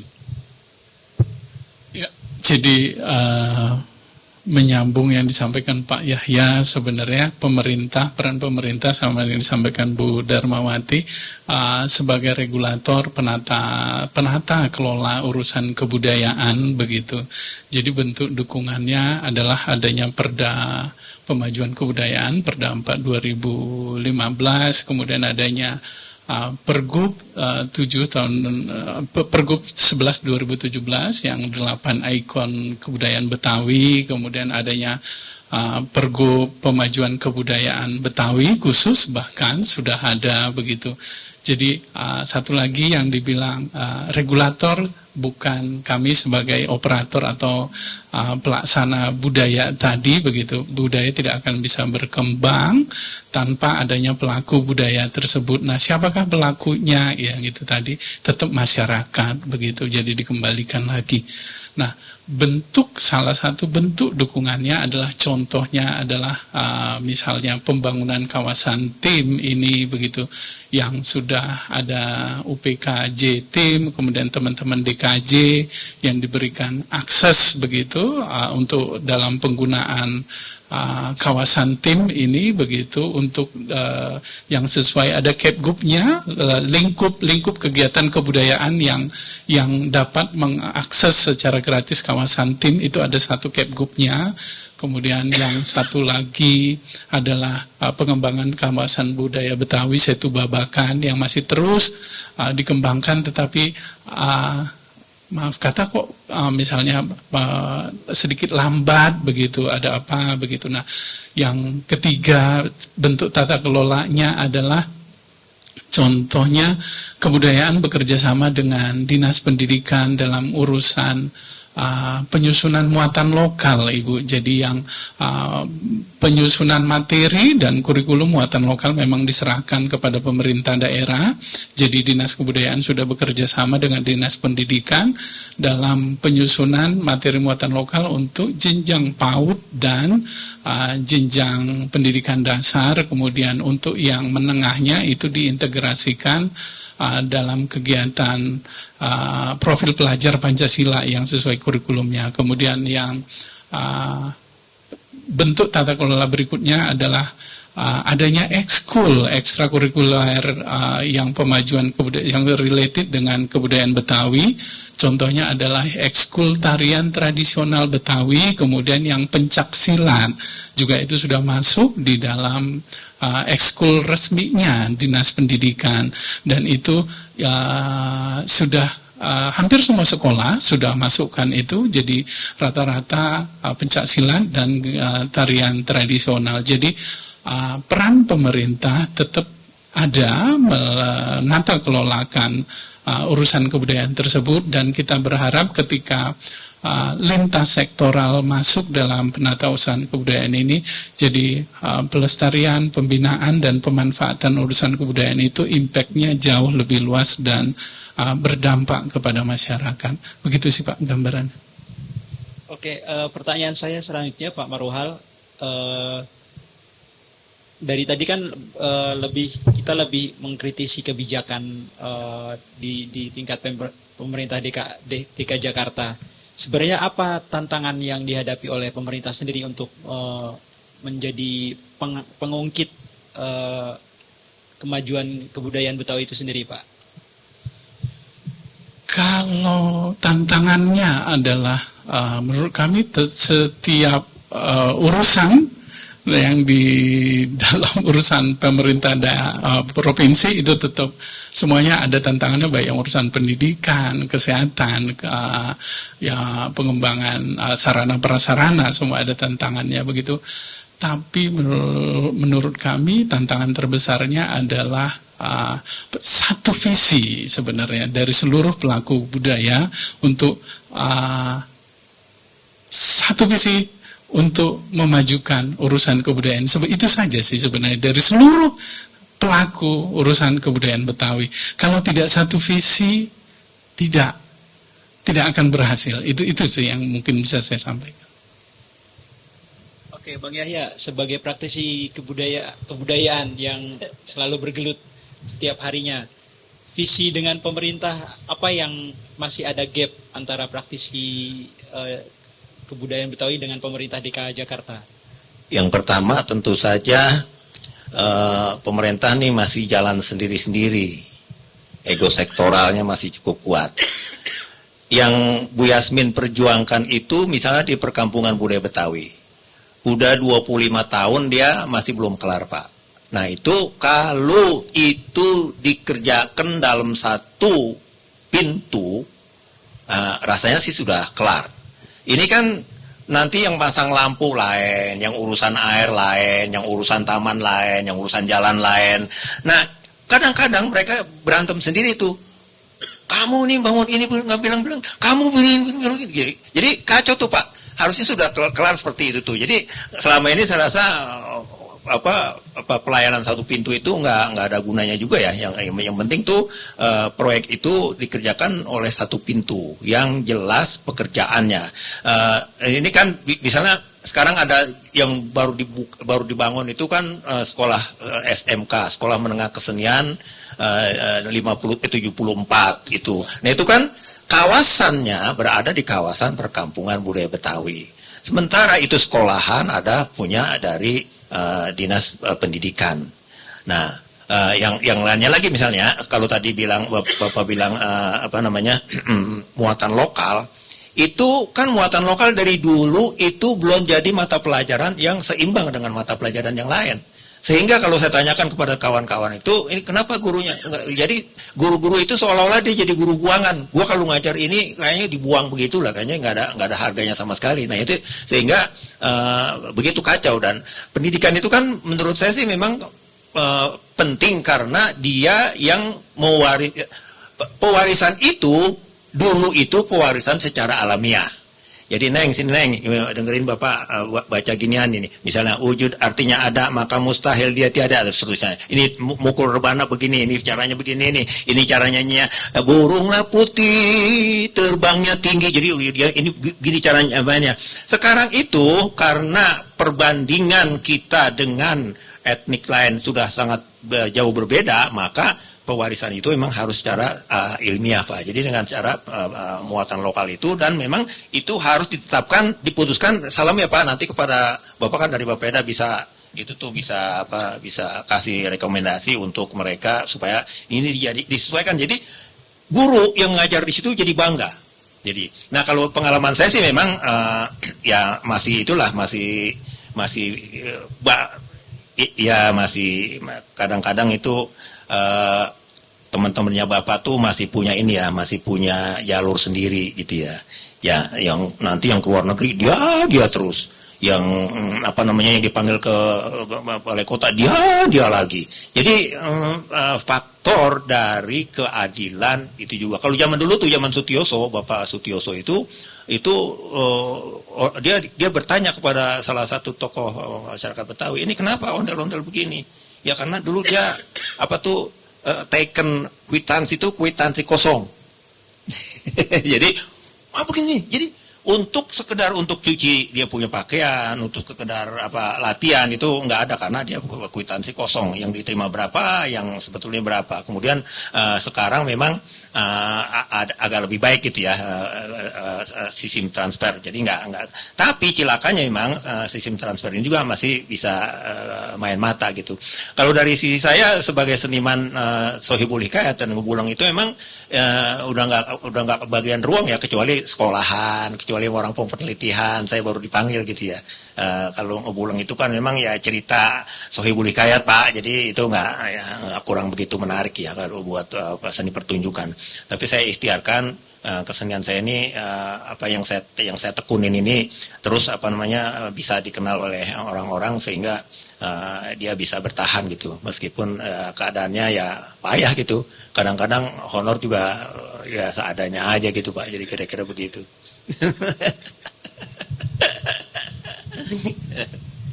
Bu Yasmin, gimana mengatasi gap antara praktisi kebudayaan dengan pemerintah sebagai regulator sekaligus pembina kebudayaan di Jakarta, seperti dikeluhkan Bang Yahya tadi? Secara akademis gimana pandangan Ibu? Pertanyaan berat udah Pak. Yang jago nih Bang Yahya karena dia praktisi, jadi dia tahu. Tapi kan sebenarnya ketika kita bicara kebudayaan yang agak belum tersinggung di sini ya, padahal penting, kebudayaan itu harus kita lihat dalam dua ruang privat dan ruang publik. Nah, kembali kepada judul, kita bicara filosofi, agak sulit kalau filosofi kebudayaan Betawi misalnya kita tanamkan di Jakarta. Tetapi dalam kehidupan privat, orang Betawi itu masih menggunakan itu sebagai identitas diri, sebagai jati diri. Mereka memiliki itu, mereka menguasai itu, mereka menggunakan itu sebagai filosofi hidupnya, sebagai pedoman untuk pedoman dalam bertindak dan sebagainya. Jadi kita tidak usah khawatir mengenai itu. Orang Betawi sendiri memelihara dan kebudayaan Betawi asli tetap ada kalau kita cari di ruang privat. Artinya dalam kehidupan keluarga Betawi. Nah, yang kita bicarakan selama ini adalah publik. Jadi kebudayaan yang ada di ruang publik adalah kebudayaan sebagai komoditas. Sedangkan di dalam kehidupan orang Betawi, kebudayaan sebagai filosofi. Jadi dua hal yang amat berbeda. Dan yang filosofi inilah yang sensitif. Karena dia merupakan pedoman kehidupan daripada orang Betawi. Sedangkan di sini sebagai komoditas, makanya ada nilai ekonomi. Di situ bisa bercampur orang luar gitu ya. Ketika orang Betawi dimasukkan ke dalam ruang publik dalam mengembangkan kebudayaan Betawi, itu filosofinya muncul. Karena mereka tahu dan merupakan bagian dari kehidupan dia. Ketika dia bertindak, itu tidak bisa dilepaskan, sudah melekat dalam dirinya.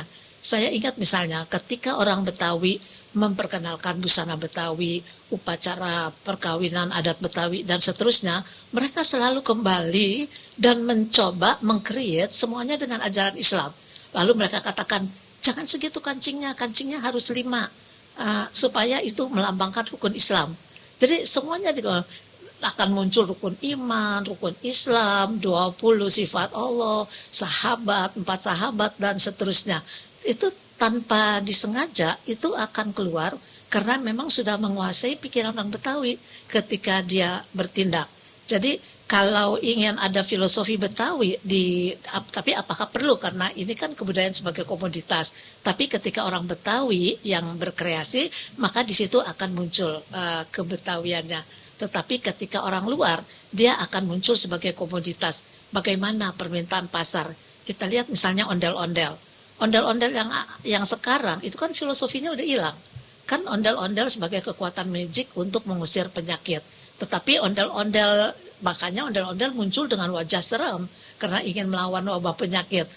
Tapi kalau ondel-ondel dimunculkan sebagai komunitas, hiasan di hotel-hotel, itu kelihatannya kurang laku kalau dalam bentuk asli yang menakutkan. Ondel-ondel yang muncul sekarang itu sama sekali berbeda dengan ondel-ondel yang asli. Jadi ondel-ondel di sini ini yang komoditas, disesuaikan dengan sikon, waktu, permintaan pasar dan sebagainya. Sedangkan yang filosofi yang ada di ruang privat. Di ruang publik dia akan muncul kalau yang mengkreasi adalah orang-orang Betawi karena memang tidak bisa dilepaskan dari pikiran dan tindakan mereka. Saya nggak tahu itu menjawab pertanyaan Bapak tidak. Mungkin nggak Bu, nilai-nilai budaya yang privat tadi juga dikomodifikasi juga. Misalnya mungkin salah ya pemahaman saya. Tradisi Jepang itu kan juga akarnya adalah kebudayaan yang tadinya privat kemudian dikomodifikasi menjadi itu loh kebudayaan Jepang gitu. Mungkin nggak? Ya bisa saja dengan kita memahami, mengetahui, mengenal gitu. Kan kita mengenal kebudayaan lokal, kebudayaan etnik, kebudayaan nasional, kebudayaan dominan, banyak kebudayaan. Jadi di Jakarta misalnya yang kita bicarakan ini adalah kebudayaan dominan dan kebudayaan nasional. Lalu kan tidak ada kebudayaan nasional, kan tidak ada kebudayaan dominan. Di mana akarnya? Dicari di kebudayaan lokal. Karena ini Jakarta, dicari di Betawi. Warna apa yang ingin diberikan kepada Jakarta gitu. Kalau cuma diambil utuh kebudayaan Betawi dimunculkan, mungkin yang muncul adalah kebudayaan yang religius gitu. Cocok nggak nih kebudayaan religius untuk metropolitan? Oh kalau gitu jangan utuh kebudayaan Betawi, tetapi unsur-unsur kebudayaan mana yang diangkat yang sesuai dengan kebudayaan di Jakarta. Jadi tergantung kreatornya dalam hal ini pemerintah, swasta, masyarakat Betawi, dan mereka menciptakan strategi sesuai dengan target yang sebenarnya katanya kan target pertemuan kita ini ya menentukan strategi dari filosofi Betawi. Saya kira jawabannya seperti tadi. Gimana Bang Yahya? Ya, selama ini kan itu sudah terjadi ya. Misalnya, sebetulnya palang pintu itu kan sangat sangat sakral sebetulnya ya. Dan akhirnya dia dikreasi menjadi pertunjukan segala macam. Orang mau buka kantor baru, orang mau ini, orang mau ini, orang mau ini. Jadi memang itu bisa menjadi dulu itu yang namanya rebana biang dengan itu sebetulnya kan juga sangat sakral karena dia itu adalah tarekat gitu ya, tarekat karena assalamualaikum ya mu'min ya salam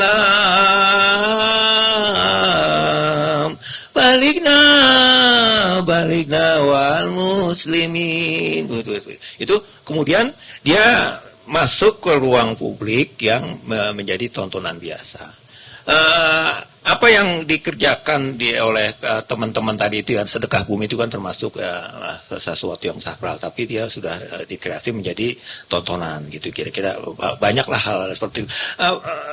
Tarik ketupat lepas itu kan juga sebetulnya untuk bayar kaul, bayar nazar. Tetapi kemudian zaman sekarang ini pakai ini aja lah untuk peresmian ini, peresmian itu, peresmian ini, jadi nggak jadi soal kalau bagian lempengan itu sih. Dan meskipun itu memang ada kerugiannya juga karena dianggap ini sudah berubah, bukan berubah sebetulnya kalau menurut saya Ibu Yasmin ya.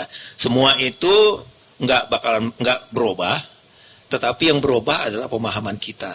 Ondel-ondel itu berubah, tapi nggak berubah sebetulnya. Dia aslinya tetap begitu, tapi pemahaman kita itulah yang kemudian terjadi gap ya di kemudian hari. Jadi kira-kira begitu Pak Agus. Oke, saya ke Bu Darmawati lagi. Strategi apa yang bisa dilakukan pemerintah DKI Jakarta untuk menjembatani tadi yang seperti di Bu Yasmin katakan ada budaya yang bersifat privat dan budaya yang bersifat publik, yang dua nilai yang mungkin saling bertolak belakang ini bisa dibangkitkan menjadi nilai lebih dari kebudayaan DKI Jakarta itu sendiri. Terima kasih Mas. Saya nggak melihatnya dua hal yang saling ini ya. Oke. Kayak privat dengan publik, karena sebenarnya yang tadinya privat pada akhirnya juga akan menjadi wilayah publik gitu. Kalau kita bilang challenge-nya apa untuk yang privat bisa menjadi sesuatu yang bernilai dan kemudian itu menjadi turun-temurun, itu kan filsafat ya. Tadi misalnya Ibu bilang, itu kenapa kancingnya ada 5, karena itu ternyata rukun Islam dan seterusnya. Ini adalah filsafat yang sebenarnya ditunggu oleh anak-anak muda. Dan itu bisa jadi bahan untuk apa edukasi? Melalui apa? Storynomics tadi yang disampaikan oleh Mas JJ. Ada banyak sekali modalnya dan itu konten buat anak sekarang, Mas. Ya. Okay. Jadi model-model privat seperti itu sebenarnya itu adalah yang dicari oleh anak-anak sekarang untuk kemudian dia bangga sebagai Betawinya bahwa tradisi gua nih sebenarnya mengajarkan banyak hal. Yang ini 20 artinya ini, yang ini 5 yang artinya ini. Itu nggak banyak orang yang tahu. Seandainya juga itu yang kemudian diriset dan menjadi konten-konten yang ala anak-anak Gen Z yang sekarang itu menjadi modal edukasi yang baik sebenarnya dari sisi kebudayaan dan juga akan bernilai ekonomi budaya. Bagaimana dengan ekspresinya? Pasti juga nanti akan keluar ekspresi-ekspresi baru. Toh ekspresi yang kemudian ada 5, 20 dan seterusnya yang kemudian menjadi privat itu juga adalah kreasi pada saat itu. Sebelumnya juga kan belum ada. Nah, peradaban berikutnya, kebudayaan-kebudayaan berikutnya dikreasi oleh anak-anak sekarang. Gitu. Jadi ini kan itu yang namanya pemajuan, itulah perkembangan kebudayaan gitu. Jadi tapi tidak meninggalkan nilai-nilainya, tidak meninggalkan filosofi-filosofinya gitu. Jadi itu yang kita pertahankan sehingga terbentuklah sebuah peradaban kan. Gitu. Nah, kalau kita kembali lagi bagaimana peran pemerintah sebenarnya nggak usah muluk-muluk kalau saya melihat Jakarta ya. Itu buat saja ruang-ruang pertemuan, ruang-ruang interaksi publik di tingkat-tingkat kelurahan misalnya. Gitu. Jadi nggak harus juga misalnya ke tim, nggak semua orang juga punya akses ke tim yang sangat dekat dengan mereka aja gitu. ruang di misalnya di kelurahan atau mungkin di RT yang sangat dekat. Sudah ada belum ruang itu kemudian memang ditata kelola oleh pemerintah atau pemerintah membuat regulasi untuk ada sebuah momentum atau satu ruang atau wadah di mana memang masyarakat bisa saling berinteraksi. Jangan-jangan kayak Pak Yahya, tetangga 3 rumahnya nggak tahu kalau Pak Yahya bisa berbahasa Betawi asli tadi yang saya dengar. Kita juga belum tahu karena apa? Karena nggak ada wadahnya untuk kemudian mempertemukan antara Pak Yahya dengan tetangganya ini, gitu. Sesederhana itu sebenarnya. Kita nggak usah melompatin Pak Yahya kirim ke Amerika, misalnya gitu. Pak Yahya kirim di RT-nya sendiri aja dulu, gitu. Atau mungkin ondel-ondel tadi. Orang yang bikin ondel-ondel, dia yang mengekspresikan ondel-ondel, dia paham belum apa itu ondel-ondel? Dari situ aja dulu. Jadi dari entitas yang terkecil ini dulu aja, yang kemudian memang secara filosofi, secara nilai diperkuat. Itu yang mungkin ya, mulai tadi ya. Sebenarnya undang-undang itu sudah sangat rapi sekali gitu, dilindungi, kemudian didokumentasikan dan seterusnya, dilihat nilainya, yang itu yang dipertahankan, kemudian dikembangkan, kemudian dimanfaatkan, ya akhirnya juga tata kelolanya adalah bagaimana sumber daya tersebut secara kelembagaan dan pelakunya juga dibina. Barangkali begitu, Mas Agus. Terima kasih. Baik, sebelum menutup sesi kedua pada malam hari ini, saya ingin setiap narasumber membuat statement akhir mengenai apa yang kita diskusikan pada malam hari ini. Mulai dari Bu Yasmin. Mulai dari Bang Yahya dulu, silakan Bang. Ya, terima kasih Mas Agus. Jadi udah mau habis nih. Mau dilanjutin? Pak Jaji aja belum ngomong dia. Gitu. Jadi ya terima kasih ya, forum ini sudah mengingatkan kita bahwa Jakarta adalah kota yang sebetulnya memang namanya baru belakangan, tapi sebagai wilayah dia sudah sangat tua. Tadi di awal Pak JJ sudah ungkap bahwa misalnya situs Buni, kemudian bagaimana sepanjang das itu ada manusia yang hidup dan menghidupi tempat ini, sehingga kota ini menjadi salah satu pilihan bagi banyak orang untuk datang ke sini. Jadi kepada kawan-kawan dimanapun engkau berada, mari sama-sama kita jaga emak kita nih. Kalau sekarang misalnya dia udah nggak jadi emak gitu ya, besok-besok gitu ya, jadi ibu kota misalnya, kita masih tetap kita jaga kota ini karena dia punya umur udah luar biasa dan kita cintai dia. Kita punya 3 emak sebetulnya ya, emak sebagai orang yang melahirkan kita, emak orang yang memberikan pendidikan kepada kita, yaitu guru-guru, profesor-profesor, dan emak yang membiarkan kita menginjak-injak dia, yaitu bumi Jakarta ini. Mari sama-sama kita cintai dia ya, kita pelihara dia. Jangan ente buang sampah sembarangan, jangan ente ngeloyor di jalan raya dengan sembarangan. Mari kita cintai kota ini sebagaimana kita mencintai emak kita. Gitu Bang Agus. Silakan Bu Yasmin. Oke, terima kasih Bang. Kembali kepada judul dari pertemuan ini, kan kita bicara mengenai filosofi kebudayaan Betawi di Jakarta sebagai kota global. Tadi saya sudah katakan, jangan khawatir, kebudayaan itu memang ada di 2 ruang. Dia ada di ruang publik dan dia ada di ruang privat.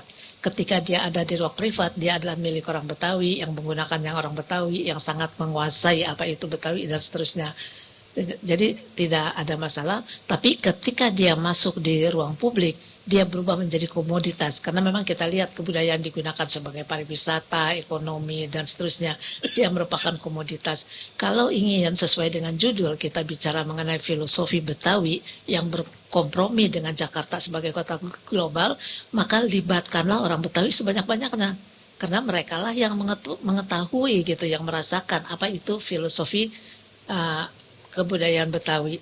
Jadi tanpa ditentukan, tanpa ini orang Betawi akan otomatis, yang tadi saya katakan, otomatis saja dia akan mengatakan ini yang harus melambangkan rukun Islam, ini harus melambangkan, atau sebaliknya mereka akan mengatakan jangan gunakan itu bertentangan dengan Islam gitu, dan itu bukanlah Betawi. Jadi orang Betawi yang bisa melakukan itu.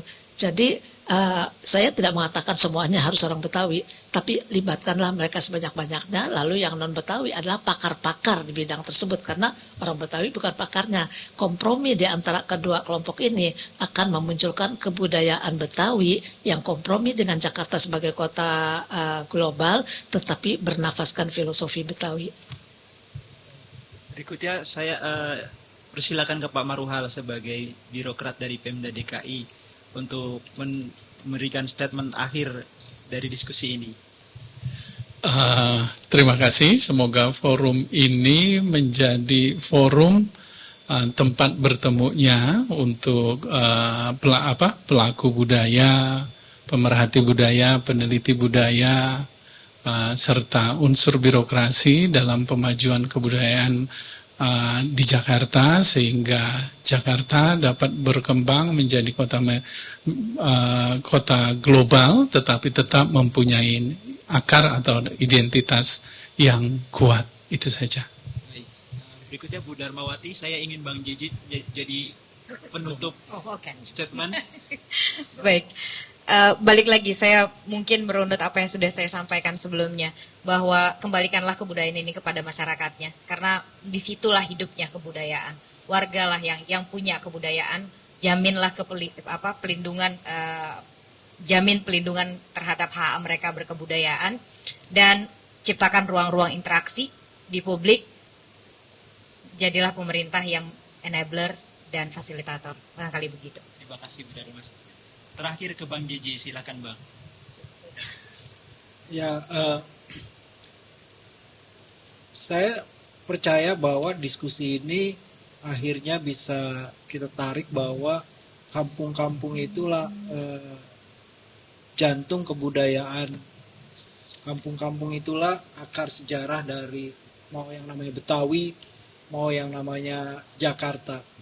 Dan di kampung-kampung itu juga masyarakat dari Betawi, masyarakat dari Jakarta tuh memproduksi dan memperkaya falsafah dari periode ke periode.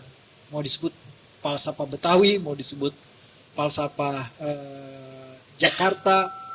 Jadi menurut saya, janganlah datang ke kampung-kampung itu waktu pilkada saja. Jangan datang ujuk-ujuk mendekati kampung waktu pilkada saja. Jangan jadikan warga di kampung-kampung itu tempat hanya mendulang suara, tapi jadikan warga di kampung-kampung itu tempat mendulang gagasan. Ya. Karena masyarakat Jakarta, mau yang Betawi, mau yang Jakarta, itu masyarakat yang punya kekayaan, kecerdasan. Mau dia terdidik, dia tidak terdidik. Dan ini yang menurut saya bisa menjadi modal budaya ya.